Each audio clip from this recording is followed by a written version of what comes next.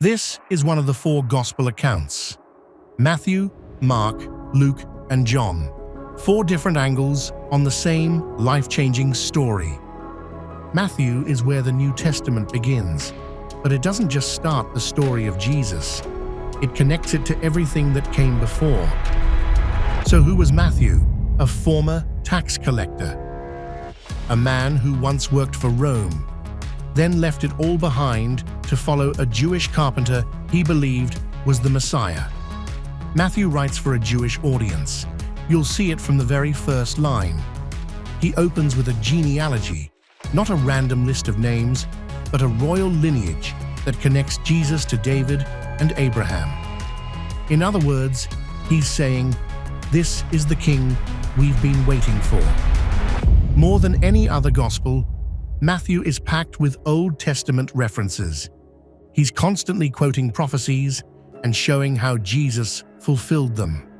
It's like a thread running through the entire book, linking the ancient promises of the Torah to this moment in history. Most scholars date Matthew somewhere between AD 60 and 80. That's after the resurrection, but likely while many eyewitnesses were still alive. It also explains the sense of urgency in the writing. There's tension, opposition, and ultimately, betrayal. Matthew organizes his gospel into 5 major blocks of teaching. Most scholars think that mirrors the 5 books of Moses. It's a subtle way of saying Jesus is the new Moses, not replacing the law, but fulfilling it. The biggest of those 5 sections, the Sermon on the Mount. 3 chapters of straight teaching, from the Beatitudes to the Lord's Prayer, to turn the other cheek. And between those sermons, Matthew tells stories, healings, parables, confrontations, all showing Jesus' power and his authority. Matthew wants you to see Jesus as Messiah and King, but also as servant, teacher, and suffering Savior. He's a king who rides in on a donkey, a teacher who shocks religious leaders, a healer who touches lepers and talks to outsiders.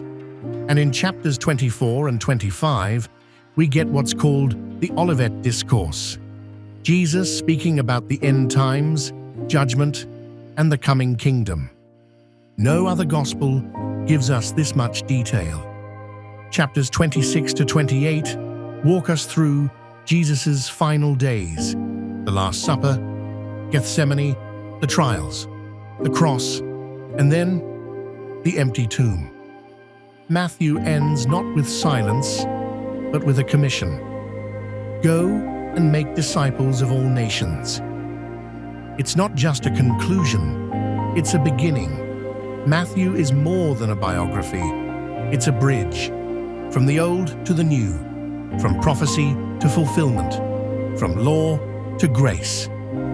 If you've ever wondered how the story of Jesus fits into the bigger story of the Bible, Matthew is your starting point.